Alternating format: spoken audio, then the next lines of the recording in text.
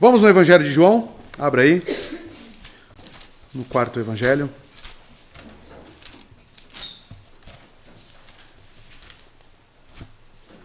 Lá no capítulo 18. E vamos expor aqui mais uma pequena sessão deste glorioso Evangelho, que tanto nos abençoa, né, irmãos? Hoje irei expor aos irmãos aqui dos versos 15 ao verso 18, tá bom? Então vamos ler aqui esta passagem, primeira leitura na King James Fiel. Verso 15 diz o seguinte: E Simão Pedro seguia a Jesus, e o mesmo fazia outro discípulo. Este discípulo era conhecido do sumo sacerdote, e foi e entrou com Jesus no palácio do sumo sacerdote. 16. Mas Pedro ficou parado do lado de fora do portão. Saiu, então, o outro discípulo, que era conhecido do sumo sacerdote, e falou àquela que guardava a porta, e trouxe Pedro. Verso 17. Então a donzela que guardava a porta disse a Pedro: Não és tu também um dos discípulos deste homem? Disse ele: Eu não sou.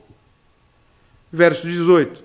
E estavam ali os servos e oficiais, tendo feito uma fogueira com carvão, porque fazia frio, e eles estavam se aquecendo. Também Pedro estava parado junto deles, se aquecendo. Até aqui, amados. Vamos orar? Deus eterno, te agradecemos pela sua palavra, que mais uma vez é lida, e certamente existe para nós aqui ensinamentos. Que o Senhor venha, Deus, a falar aos nossos corações, venha nos ensinar, venha trazer arrependimento, Pai de amor, para as nossas vidas, pois precisamos. Ajude o seu povo, ajude a sua igreja a crescer na fé. Sua palavra, Deus, ela é de extrema importância para as nossas vidas. Me ajude como expositor aqui, Deus, para que, Deus, seja clara a mensagem, objetiva e nos confronte realmente. Que eu seja fiel ao texto e que eu fale somente daquilo que está na sua palavra. Obrigado, Pai, pela grande oportunidade que o Senhor nos dá em mais um dia do Senhor. É o que eu te peço no nome santo de Jesus. Amém. Amados, estamos aqui então em uma seção do texto, uma pequena parte do texto, que irá narrar para nós, digamos que a primeira negação de Pedro. A primeira oportunidade a qual João narra, onde Pedro nega a Cristo, nega que conhece a Ele. E diante disso, amados, nós devemos trazer alguns ensinamentos para as nossas vidas. Nós devemos sondar aqui, conforme a intenção de João, o porquê que é importante vermos Pedro negar a Cristo. E certamente temos pontos aqui que irão nos confrontar. Como eu disse pela manhã, quantos de nós não temos negado a Cristo com as nossas vidas? Mas, amados, João permanece então no seu relato e ele tem algo em mente. O capítulo 20, verso 31 de João, ele deixa explícito qual é a sua intenção em escrever esse evangelho. Escrever sobre Cristo para que creiam nele como Filho de Deus. Então, em tudo, ele irá exaltar a Cristo, mesmo nesta situação onde ele se encontra. Cristo já foi preso e já demonstrou o seu poder a esses homens que vieram lhe prender, e agora ele já se encontra cativo sobre a posse desses homens maus. E vemos, amados, então, Pedro inserido na narrativa, juntamente, como veremos, com João. Mas veja, mesmo em seu relato de João sobre a traição de Judas, João retrata Jesus sempre com dignidade, coragem e com completo domínio da situação. Nós vimos, amado, que ele se entregou voluntariamente. E a presente passagem contra o Senhor, amados, sobre a custódia dos seus inimigos, em um pré-julgamento. Mas mesmo em tais circunstâncias, aparentemente degradantes, João ainda conseguia exaltá-lo. E o nosso desafio é permanecer exaltando a Cristo. mesmo diante de uma fraqueza. E fraqueza essa que se encontra em nós. A história, então, amados, da negação de Pedro, ela pode ser encontrada onde? Nos 4 evangelhos. Porém, se você fizer um comparativo entre os 4 evangelhos, você verá que a sequência é diferente da de João, principalmente. João, se o irmão perceber, no verso 19, ele quebra o texto e insere aqui o interrogatório de Jesus. Para falar novamente sobre a segunda negação de Pedro, apenas no verso 25 e depois 26. E João ele faz isso com alguns propósitos, que veremos durante a exposição. Então, amados, digamos que João não é muito exato no arranjo das suas narrativas. Você pode achar um pouco estranho. Mas ele segue seu objetivo de escrever para que crerem. Ficou satisfeito em esboçar um breve sumário, pois depois de haver relatado que Pedro negou a Cristo uma vez, ele entremeia outras matérias, em seguida volta para as 2 negações. Negações essas que nos sondam em muitos aspectos. Verificam a nossa fé e as nossas motivações. Certamente o relato divinamente inspirado tem muito a nos falar, amados. Para entender melhor, vamos continuar aqui então na exposição a partir do verso 15. Mas antes, eu gostaria de ler os versos que expomos aqui na semana passada, do 13 ao 14. Onde diz: Então o destacamento, o capitão e os oficiais dos judeus prenderam a Jesus e ataram-no, e conduziram-no primeiramente a Anás, porque era sogro de Caifás, que era o sumo sacerdote daquele ano. Verso 14. Ora, Caifás era quem tinha aconselhado aos judeus que convinha que um homem morresse pelo povo. Então Jesus aqui já se encontra preso, amarrado, cativo e sendo levado a esse sumo sacerdote que ainda possui o título de Anás. E semana passada eu apresentei aos irmãos quem realmente é Anás e quem é Caifás. E eles são muito similares, né, no que tange ao coração endurecido e maléfico. E agora entramos no verso 15. Veja o que diz a narrativa de João. Simão Pedro e outro discípulo seguiam a Jesus. Esse discípulo era conhecido do sumo sacerdote e entrou com Jesus no pátio do sumo sacerdote. Então, amados, de alguma forma, como nós vimos no relato que os discípulos abandonaram a Cristo na sua prisão, lá no Getsêmani, eu trouxe os textos que até mesmo um discípulo jovem, ele ficou nu, ficou para trás ali as suas vestimentas, e todos eles dispersaram. De alguma forma, irmãos, não relatada por João, Simão Pedro, ele retoma a coragem e volta a seguir a Cristo. O texto é claro. Simão Pedro, e não só ele, outro discípulo, seguiam Jesus. Então, amados, embora todos eles tivessem fugido, 2 logo voltaram e começaram a seguir o destacamento, que estavam levando Jesus ao palácio do sumo sacerdote. Ainda amedrontado, certamente Pedro estava seguindo. E o verbo aqui, amados, seguiam, está num tempo imperfeito. Então, o que mostra uma certa desconfiança de Pedro. Ele estava seguindo de que forma? Na distância. Pedro estava, então, meio preocupado com toda essa situação. Afinal, ele havia, logo anteriormente, cortado a orelha do soldado Malco. Com ele estava alguém que é simplesmente chamado, então, Pedro não está sozinho, que é chamado de outro discípulo. O texto não nos mostra, mas nós podemos descobrir isso. E que essa pessoa não identificada não era outro senão o autor do 4º evangelho. Pois João, ele se identifica desta forma. Né? O discípulo a quem Jesus amava, ele não cita o próprio nome. Então ele se identifica dessa forma, outro discípulo. Né? O discípulo a quem Jesus amava. João nunca nomeia-se em seu evangelho, em vez disso ele descreve, como eu disse aos irmãos. E essa identificação recebe apoio, por exemplo, no capítulo 20, verso 2 a 8. Vamos verificar? Está bem perto daqui. Olha o que diz aqui. E no primeiro dia da semana, Maria Madalena foi ao sepulcro cedo, sendo ainda escuro, e viu que a pedra fora retirada do sepulcro. Então ela correu e foi a Simão Pedro e a outro discípulo, a quem Jesus amava. Então ele está se referindo a si próprio.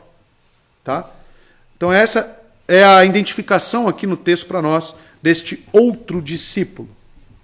Então, amados, é claramente identificado como João. E ele sempre será associado a Pedro, né? Como podemos ver no capítulo 13, verso 23 a 24, e também no final, verso 21, do verso 20 a 21. Então, João, ele se encontra aqui também, seguindo a Jesus, já cativo. O texto informa também para nós, irmãos, que esse discípulo era conhecido do sumo sacerdote. O outro discípulo, o que não é nomeado aqui, no caso João, era conhecido, irmãos. Embora não necessariamente de forma íntima. Mas Anás, e muito provavelmente o seu genro, Caifás, conheciam João. Então, amados, algumas teorias fluem aqui desse texto. Se o irmão pesquisar, olhar comentários, os irmãos vão ver que algumas teorias surgem aqui. Da onde que vem esse conhecimento de Anás e Caifás a João? Alguns irão dizer que, primeiramente, João, por ser um pescador, ele e o seu pai, nos seus negócios, vendiam peixes neste local, a esses homens. Então daí vinha o conhecimento de João. Outros ainda dirão que João, filho de Salomé, e Salomé, por ser irmão de Maria, a mãe de Jesus, tinha uma descendência levítica. E por essa descendência, ele teria algum conhecimento. Essa é outra hipótese do dito conhecimento de João com o sumo sacerdote, através de sua mãe, Salomé. Mateus 27, 56, consegue colocar para a gente aí, por favor, Rodrigo? Nós vemos ali Salomé. Mateus 27, 56. Um antes. 27, 56. Isso. Entre elas estavam Maria Madalena, Maria, a mãe de Tiago e de José, e a mãe dos filhos de Zebedeu. É ali que entra João, tá? Marcos 15, 40 vai dar mais detalhes para identificar essa hipótese dele, como ele era conhecido. Marcos 15, 40. Rodrigo. 15, 40, isso. Algumas mulheres estavam observando de longe, entre elas estavam Maria Madalena, Salomé, essa é a mãe de João, e Maria, mãe de Tiago, a mais jovem, e de José. Tá? Essa Salomé, amados, ela é dita de uma ascendência sacerdotal. Ela aparentemente era irmã da mãe de Jesus. Tá? Como podemos ver aqui no capítulo 19 mesmo, de João, verso 25. Veja. E junto à cruz de Jesus estavam em pé sua mãe e a irmã de sua mãe, Maria, mulher de Cleófas, e Maria Madalena. Esta Maria, irmã da mãe de Jesus, é justo Salomé, a mãe de João. É sobre esta, amados, que estamos falando. Então surge esta hipótese de que, além da venda e os negócios de peixes, como um pescador, existe essa descendência de João da parte da sua mãe. Então, ele era conhecido. A palavra conhecido aqui nos traz um detalhe no grego, que vem do grego gnostos, que é algo notável, algo bem conhecido. Não quer nos dizer que João era amigo íntimo de Anás ou Caifás, mas que ele era bem conhecido. Se passasse na rua, eu sei quem é. Eu conheço. É bem conhecido, não é uma pessoa que você vê uma vez no mês. João, segundo as palavras utilizadas aqui no seu relato, ele era uma pessoa de fácil similaridade para Anás e Caifás. E isso foi usado, para facilitar a sua entrada ali, neste local. O texto continua. E entrou com Jesus no pátio do sumo sacerdote. O termo grego aqui para pátio, porque se os irmãos compararem, Mateus 26, 57, já está aí no jeito, tá? Fala sobre o mesmo lugar. Olha só como Mateus relata. Os que o prenderam Jesus o levaram a Caifás, o sumo sacerdote, em cuja casa se haviam reunido os mestres da lei e os líderes religiosos. Então, Mateus relata como uma casa. João já fala que é um pátio. Em Marcos, capítulo 14, verso 66, estando Pedro embaixo, no pátio, então isso nos passa uma ideia de que existia uma certa galeria, né, era um piso inferior. No pátio, uma das criadas do sumo sacerdote passou por ali. Tá? Ainda assim, em Lucas 22, 55, veja, mas quando acenderam um fogo no meio do pátio, em comum acordo com João, e se sentaram ao redor dele, Pedro sentou-se com eles.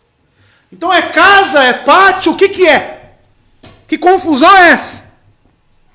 A palavra grega, aulê, significa quintal, um quintal aberto.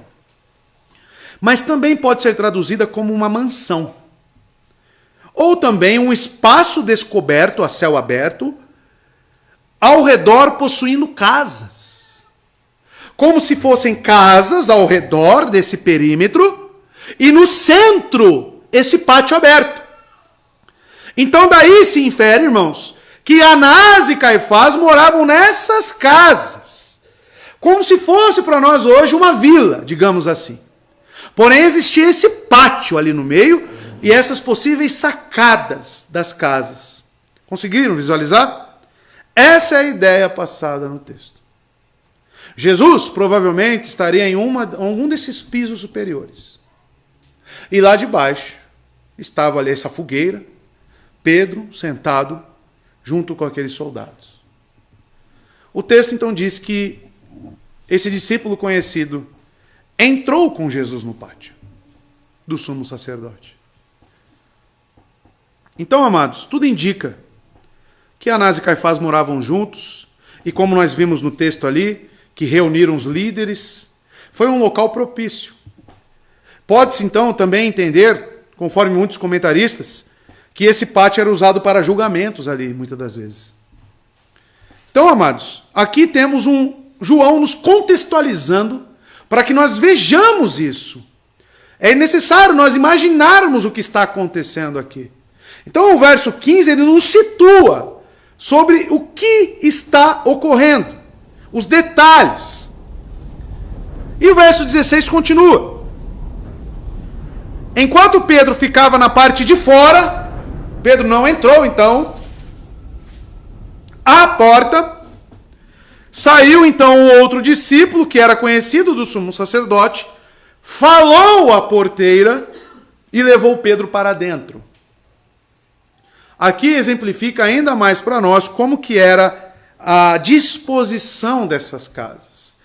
Ou seja, para mim ter acesso ao pátio, eu tenho que passar por uma sala onde possui uma porteira. Existe algo entre o pátio e a parte de fora.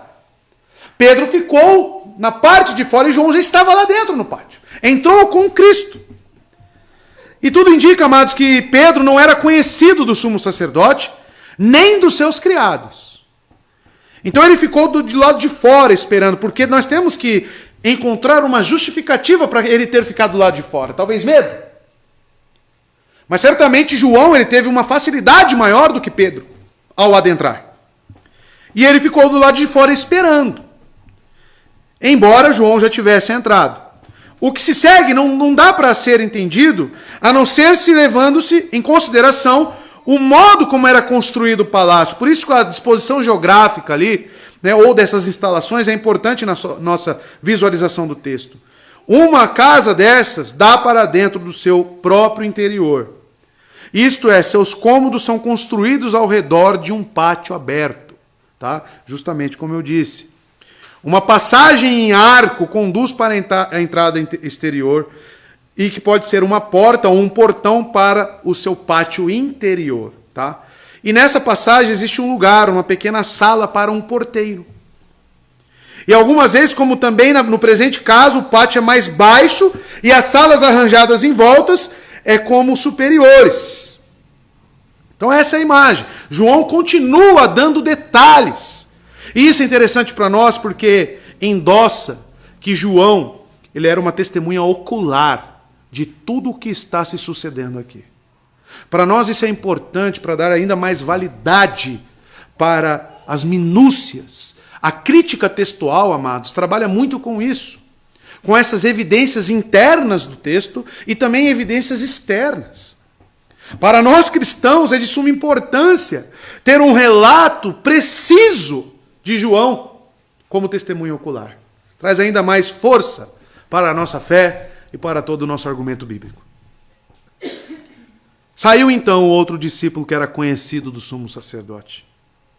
Quando João foi admitido pela criada da porta, ela obteve a admissão de Pedro também. João falou com essa moça, porque, amados, você deve entender que porteira aqui está correto a tradução, está no feminino, tá? E certamente era uma mulher, tá? Uma mulher que cuidava dessa entrada, era uma serva. Então, amados, aparentemente não apenas o sumo sacerdote, mas também seus criados.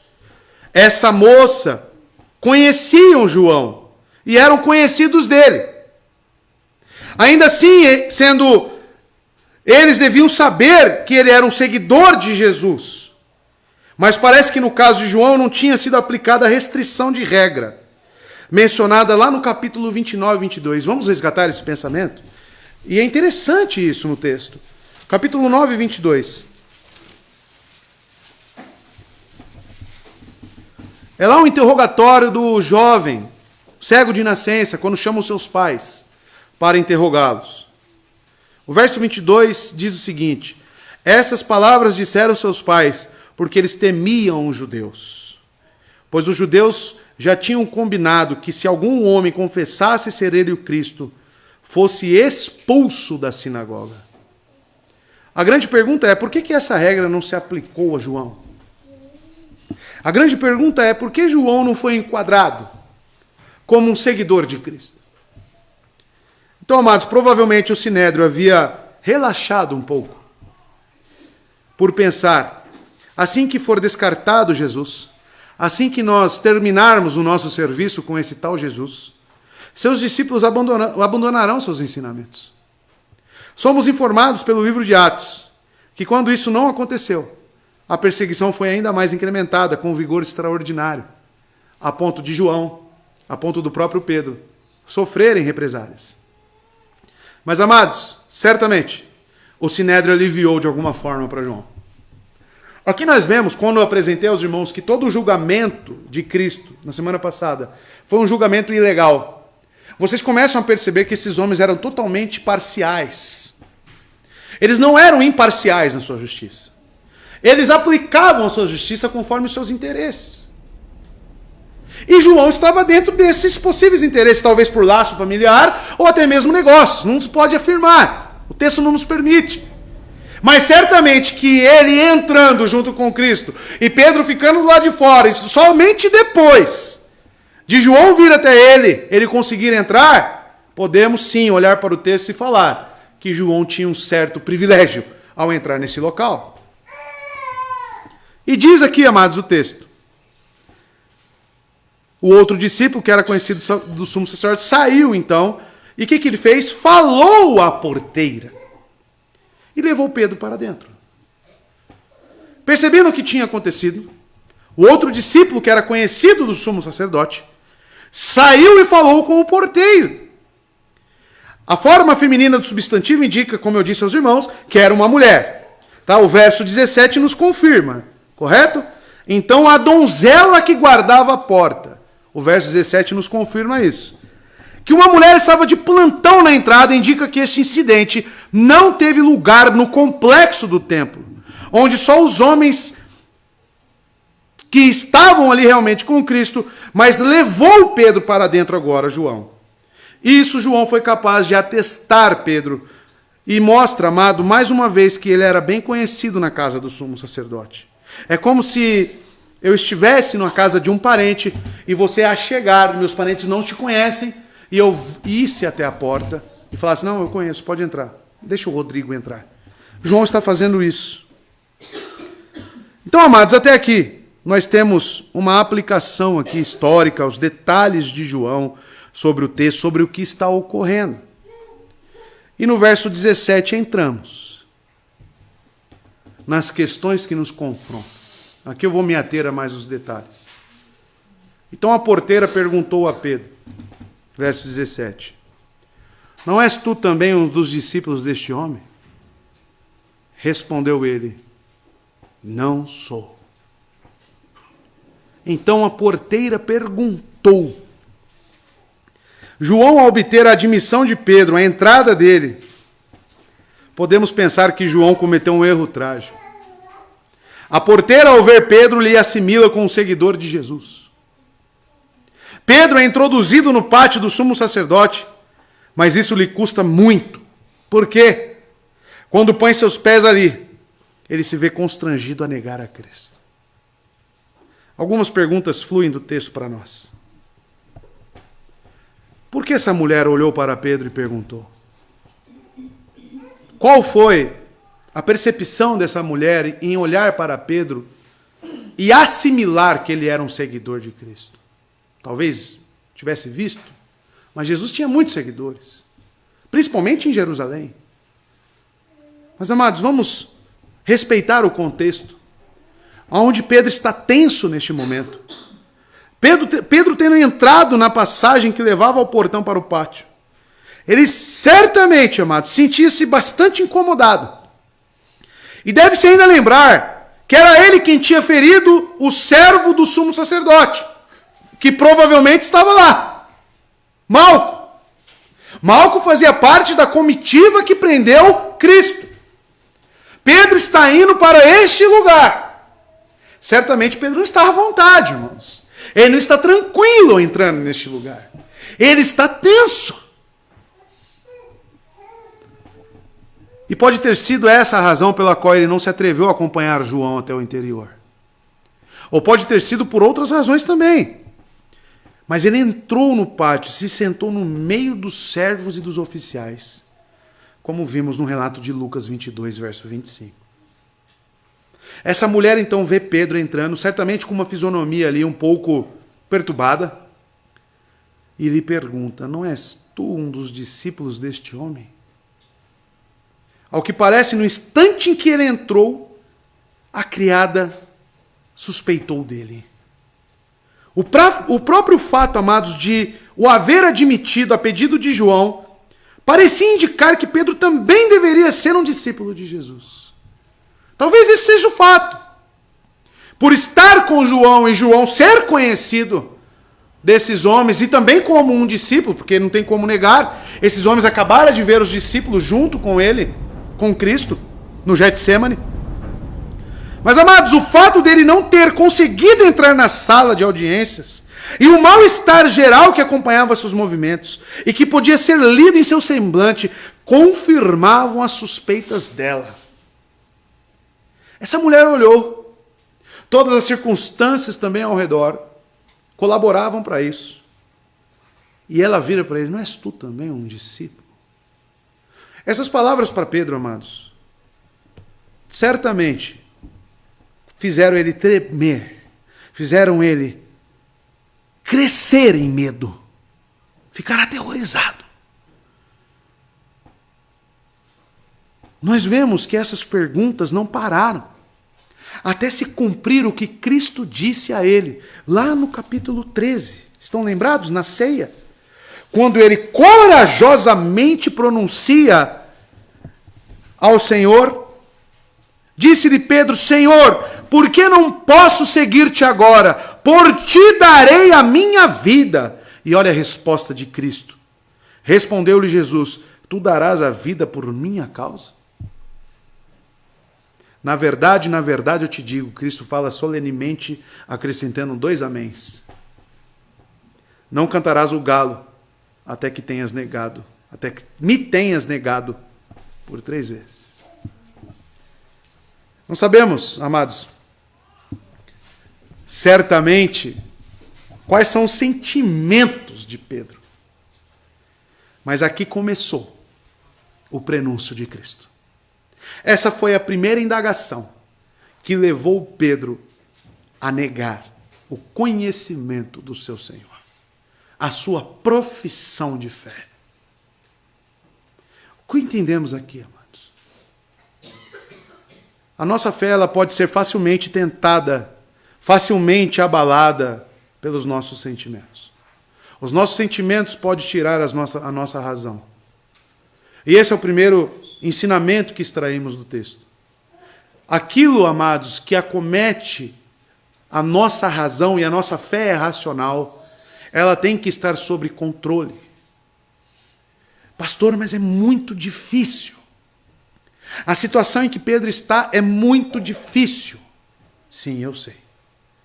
Mas devemos lembrar, amados, principalmente como que Cristo venceu.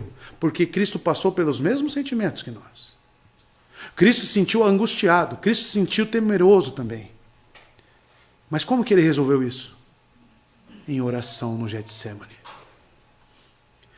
E diga-se, amados, aqui, também que quem estava com ele no Getsemane? Mais próximo. Aonde ele falou, vigiai e orai comigo. Pedro, Tiago e João. E esses homens dormiram. Veremos mais para frente essa questão.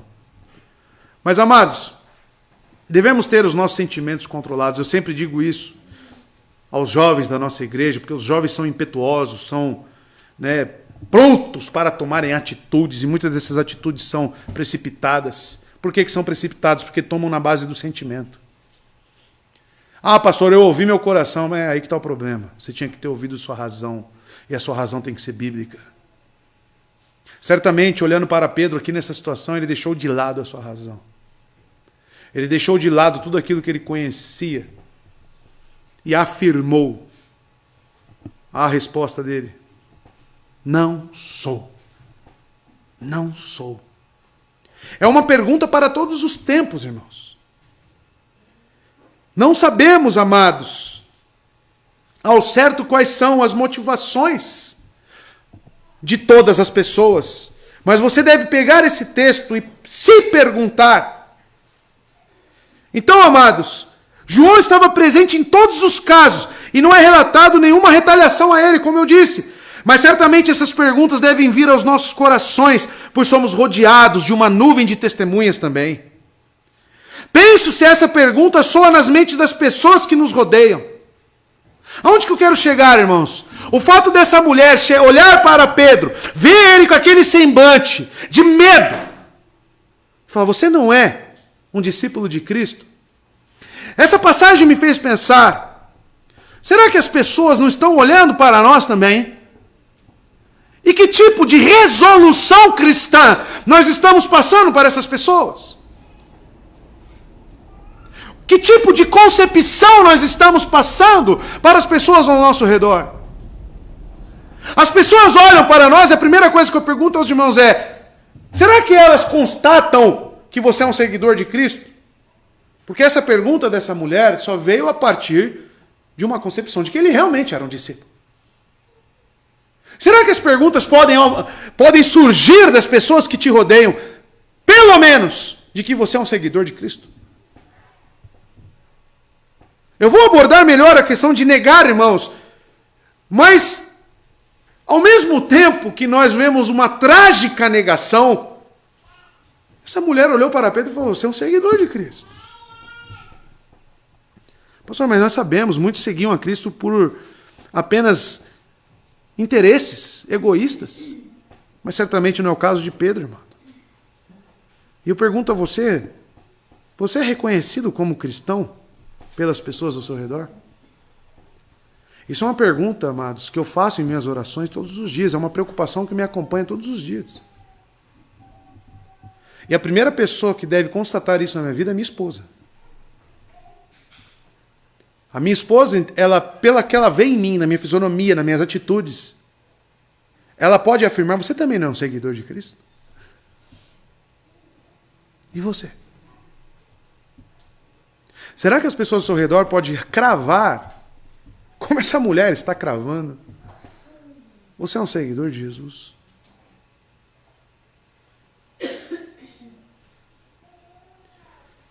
Essa pergunta, amados, deve soar em nossas mentes, pois existe uma nuvem de testemunha. Que honra se essa pergunta vir direto e vir devido ao respeito e honra que você tem a Cristo.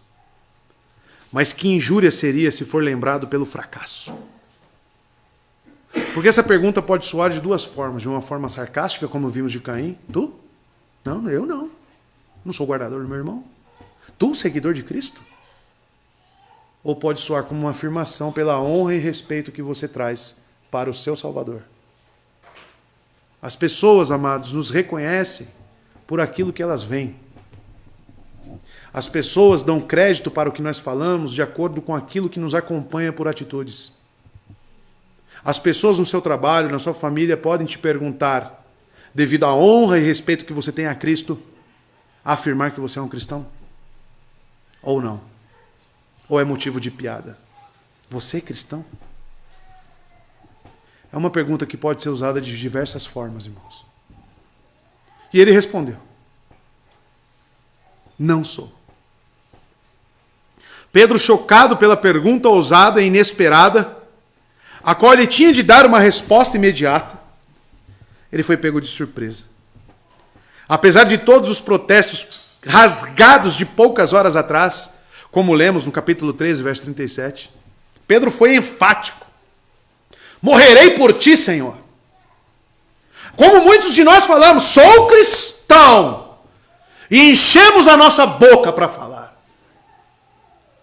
Mas será que certamente você está pronto para cumprir com isso que você fala?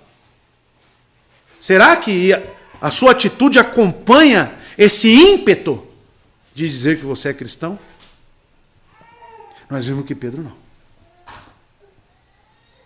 A profissão de fé de Pedro, no momento de crise, no momento difícil, falhou. A pergunta desta mulher soou como uma flecha. Ele agora está totalmente assustado. Ele responde: não sou. Ele diz sem pensar. Percebem que ele deixou de lado a sua razão? Percebe que ele foi tomado pelo medo? Será que ele não tinha levado a sério a demonstração de Cristo? Veja, amados, quando eu disse aos irmãos que Cristo se preparou para o momento de angústia e sofrimento, esse homem também deveria ter se preparado. Olha o que diz em Mateus 26, verso 41, na oração do Getsemane. Olha o que Cristo diz a eles, a Pedro, Tiago e João, que estavam próximos a Cristo. Vigiem e orem. Para que não caiam em tentação. O espírito está pronto, mas a carne é fraca. Com este ensino aqui, amados, este verso é importantíssimo para nós. Porque aqui nós temos a fórmula, o meio pelo qual a nossa carne é mortificada, irmãos. Mortificada. Que lição temos a partir do ponto da fraqueza de Pedro e da sua falta de oração? Daqui nós podemos retirar do texto, somados com Mateus 26, 41, de que você cai nas tentações, você cede às vontades da carne, principalmente porque você se afastou do quarto de oração. Principalmente porque você tem negligenciado os meios de graça. Principalmente porque a sua vida não tem sido uma vida que vigia, que está se preparando. Felizes são os homens que, quando Cristo voltar, encontrarão vigilantes, preparados. Será que você está pronto para a volta de Cristo? O Espírito pode ser que esteja, mas é sua carne. Será que você não tem sido um cristão que tem andado mais na carne do que no Espírito? Eis a razão! Essa resposta de Pedro vem de encontro com esse texto.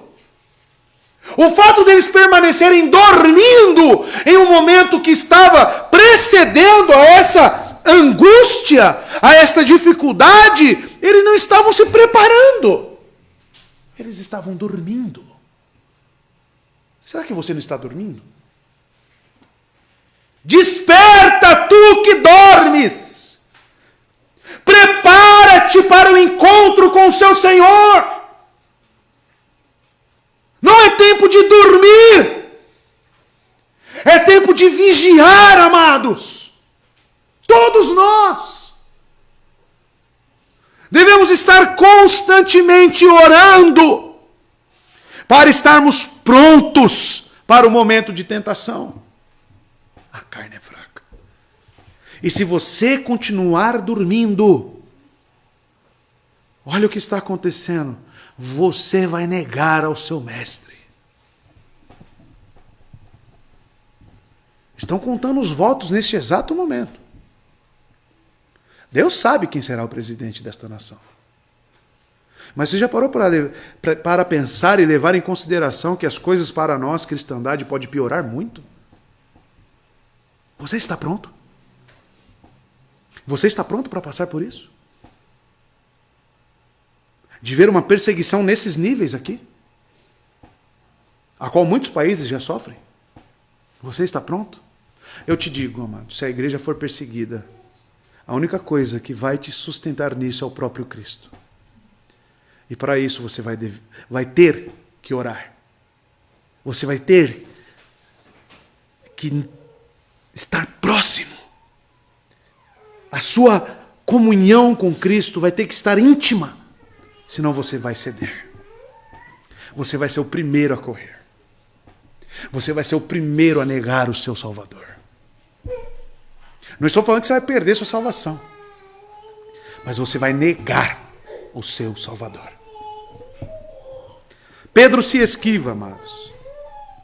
E na realidade isso não parece ser uma negação absoluta de Cristo.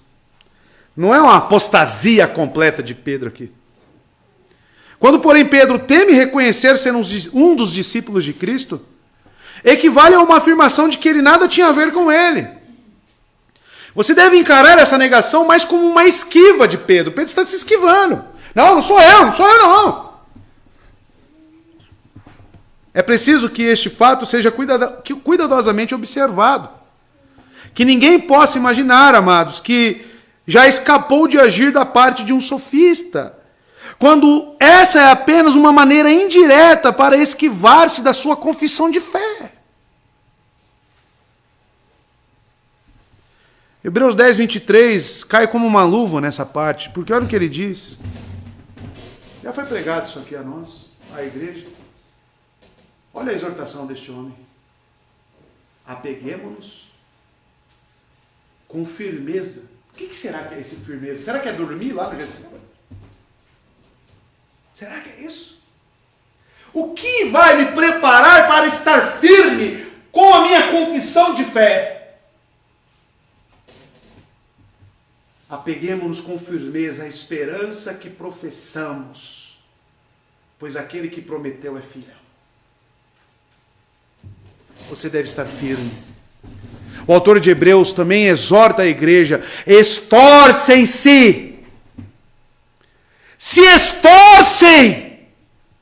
Lutem. Orem. Dobre o seu joelho. Leia as Escrituras. Medite sobre elas, amado. Somente assim estaremos prontos. Somente assim não deixaremos de lado a nossa confissão. E não é a confissão de 1689 que eu estou dizendo, é a nossa confissão no nosso Senhor absoluto Cristo Jesus. Nessa fraqueza que você anda, você não vai chegar em lugar algum. Nessa morbidade você vai negar a Cristo. Você vai ser envergonhado. Escute esse alerta. Você vai ser envergonhado. Que vergonha para um cristão ver das pessoas de fora e falar: você é cristão? E será que não é essa a opinião que as pessoas têm de você? Talvez você não esteja negando com palavras, mas esteja negando com as suas atitudes. E deixar de orar é uma negação. Deixar de se aproximar do conhecimento e da sabedoria do seu Salvador também é uma negação. Pare de negar a Cristo, pois isso é vergonhoso. É vergonhoso. Muitos apontam para Pedro, ah lá, Pedro negou, e você? Todos os dias nós negamos a Cristo em algum aspecto. Todos os dias nós somos tentados. Todos os dias nossos pensamentos nos sondam. E aí você é colocado numa parede e você fica entre glorificar a Deus e seguir a sua palavra ou atender a cobiça da sua carne. Quantos de nós estamos negando a Cristo? Esteja certo que isso é vergonhoso.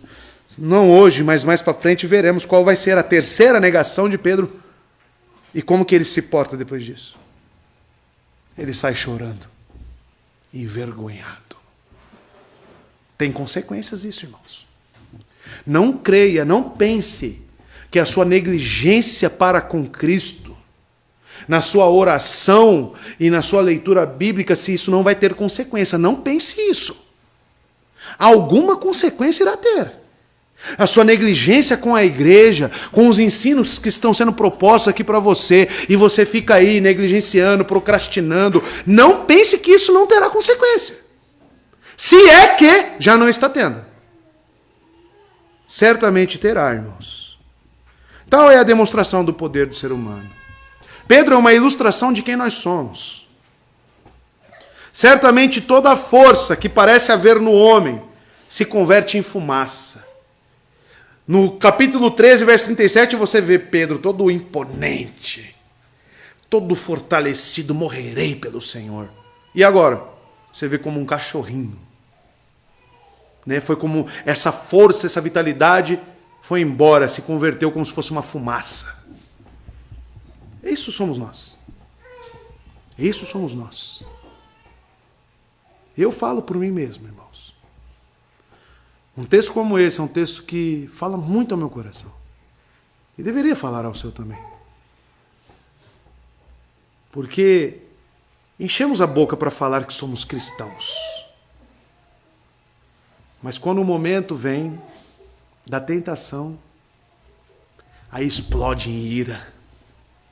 Aí começa a agir como um animal. Cristão isso? Será que isso não é negar a Cristo? Como é que Cristo deve estar olhando para suas atitudes e avaliando elas?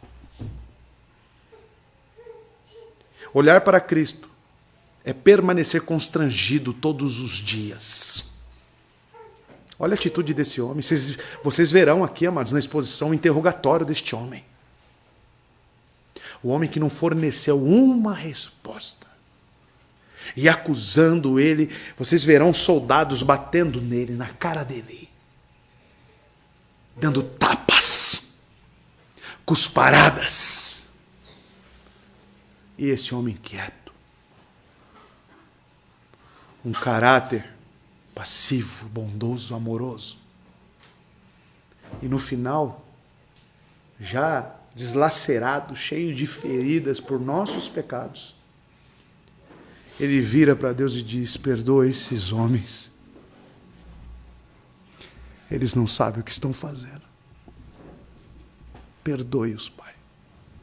Assim como Estevão fez a mesma coisa, vocês lembram? Já leram em Atos? Perdoe eles, Pai. E eu e você. Olhar para Cristo é estar envergonhado, irmãos. A atitude de Pedro é vergonhosa, mas nós somos iguais a Pedro.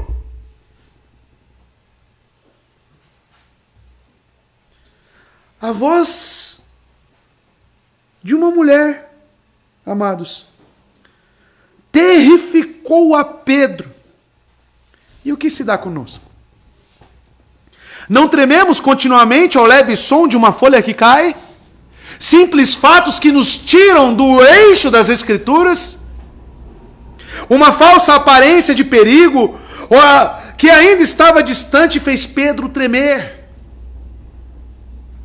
E a cada dia não fugimos também de Cristo, movidos por absurdos, coisas pequenas. Já parou para pensar que quantas coisas pequenininhas assim te tira do centro das Escrituras? Te tira da sobriedade cristã? Quantas coisas? Que ao avaliar em sobriedade bíblica, você avalia, nossa, que coisa pequena. Olha como eu me portei. Você é igual Pedro. Eu e você.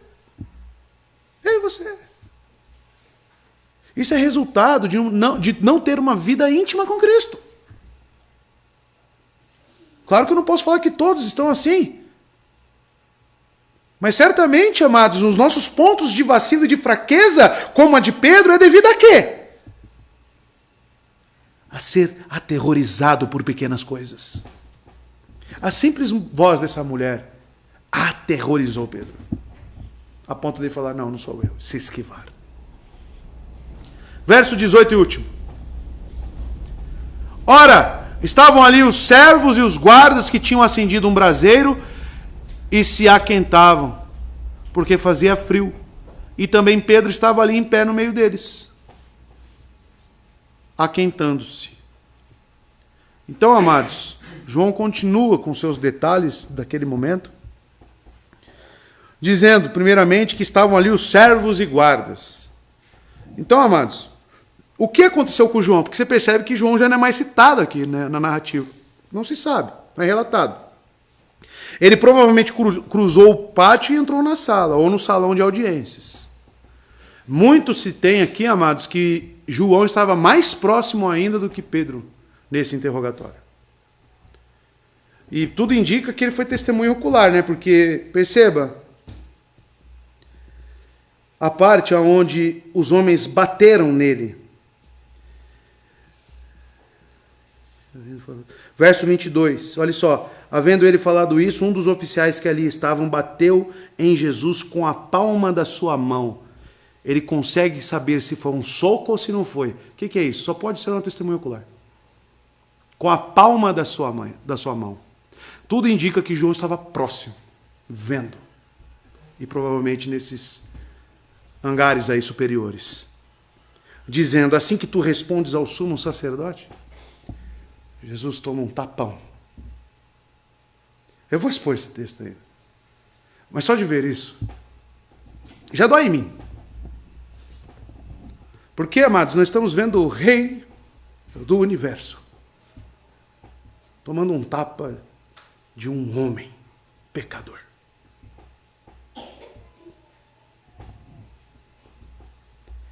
Que tinham acendido um braseiro, diz o texto, e se aquentavam, porque fazia frio.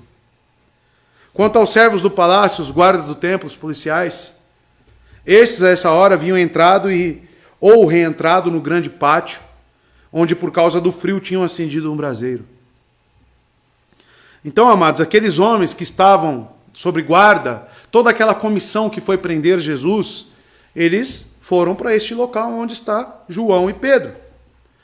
E tudo indica que estava frio, né, o que embasa aqui o motivo da fogueira, para se esquentar. E Pedro se coloca ali com os soldados. O detalhe é que eles tinham feito um fogo de carvão porque fazia frio, e eles estavam se aquecendo, e novamente reflete um testemunho ocular. Mais importante, ele mostra que esta primeira audiência ocorreu à noite, uma vez que não teria provavelmente sido bastante frio na Páscoa, ter uma fogueira durante o dia. Então, amados, nós sabemos que tudo o que ocorreu, a prisão de Cristo, esse primeiro interrogatório, tudo foi durante a noite. Tá? Veja, por exemplo, Marcos 14:54, o relato de Marcos aqui nos ajuda. Pedro seguiu de longe até o pátio do sumo sacerdote, sentou-se ali com os guardas, esquentava-se junto ao fogo. Então os evangelhos vão nos trazer a mesma informação. E também Pedro estava ali, em pé, no meio deles, esquentando-se. Então, amados, os evangelhos vão falar que Pedro estava, né, com ele sentado. João já fala que ele está em pé. Então existe contradição nos textos? Não. Isso certamente não é necessariamente uma contradição. Não seria razoável presumir que depois de ter ficado sentado por um pouco de tempo, ele tivesse levantado? E podemos seguramente presumir que depois da primeira negação, ele permaneceu em pé um pouco de tempo, procurando uma saída para escapar. Pedro certamente estava inquieto. Né? Você percebe que sentado, de pé, a situação de Pedro ali não estava confortável, irmãos. Essa é uma cena irônica para nós. Por quê? Sem dúvida, desesperado para evitar mais uma pergunta e negar a Cristo novamente, tentando se misturar e ser mais discreto possível, Pedro também estava com eles de pé, aquecendo-se. Isso aqui parece emblemático. Pedro acaba de negar a Cristo. E ele está agora com quem? Com aqueles que prenderam a Cristo. Junto com eles nessa fogueira. Ele estava assumindo um risco, amados, de alguém mais reconhecê-lo. E isso acontece. Lucas, põe pra gente aí, por favor. Lucas 22, 56. Nós temos um relato aqui. Nele já na fogueira. Uma criada viu sentado ali à luz do fogo. Então ele já se aquecendo no fogo. Olhou fixamente para ele. E disse: esse homem estava com ele. Então Pedro, quanto mais ele ficasse ali, mais as pessoas iriam perguntar para ele. E parece que ele já estava percebendo isso. E amados, estando sozinho no pátio, ele só teria chamado mais atenção para si mesmo. E o que era uma última coisa que ele queria fazer.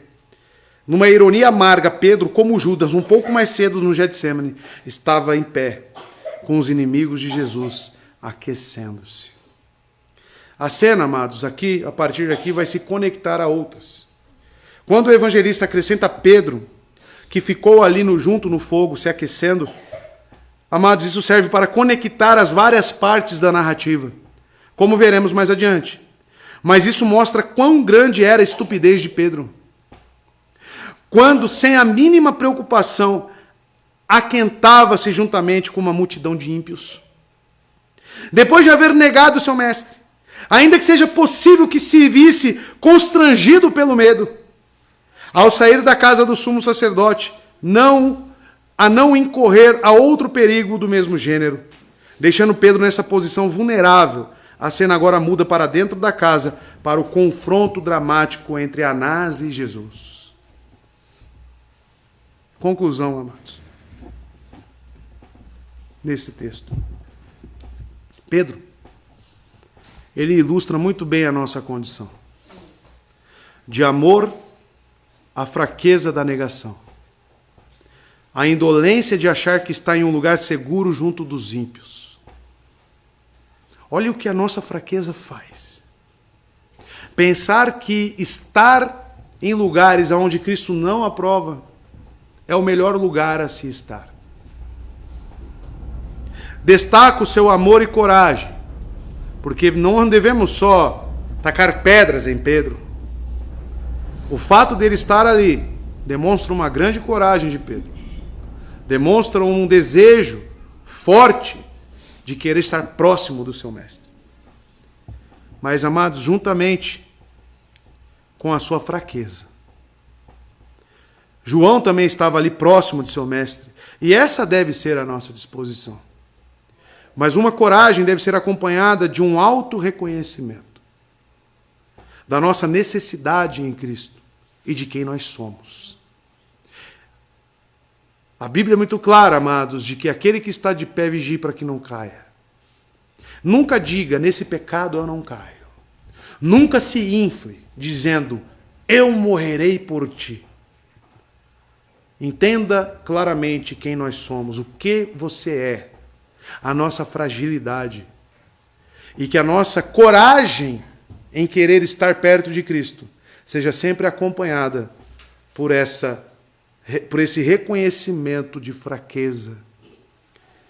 Amados, nós sempre devemos ter um senso de que sem Cristo não podemos fazer nada.